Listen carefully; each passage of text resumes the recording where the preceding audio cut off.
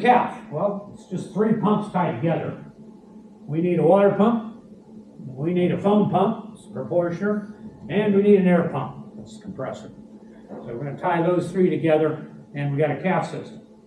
Of course, it takes a few more things to make it work smoothly and easily. So we'll have to add a few more components like an auto sink and check valves and a few other things to make it all work. It's just basically three pumps tied together. So here's a diagram of a calf system. I gave you this in your handout. This happens to be the Waterous Eclipse system, but again, all these systems are going to be pretty much the same. So here's our midship water pump. Coming off discharge of the pump, we go into our foam manifold. Here's our proportioner. That's going to feed the foam manifold as well. Coming off the foam manifold, we're going to have all the discharges that are plumbed for foam capability. Here's our compressor. It's going to go through its components, which we'll talk about, then through an air manifold, and then air lines go into each discharge that we want to have compressed air foam capability. So when we engage the water pump, we get water coming out of the pump into the foam manifold. We turn the proportioner on. Now, as water flows, the concentrate injects, creating what?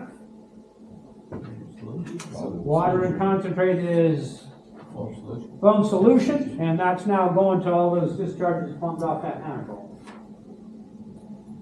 We engage our air compressor. Now, air is coming up through its system, through the manifold to each air valve.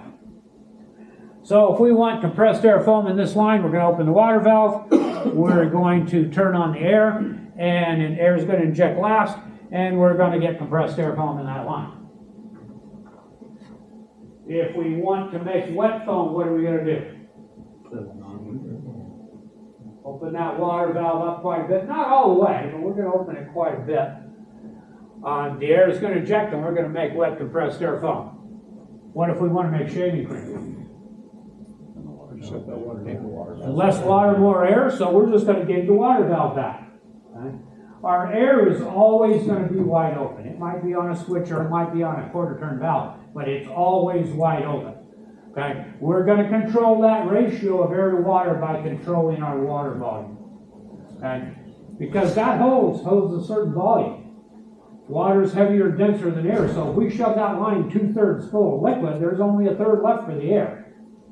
But if we gate the water back where we're only shoving it 1/3 full of liquid, the air is going to come in and fill that space.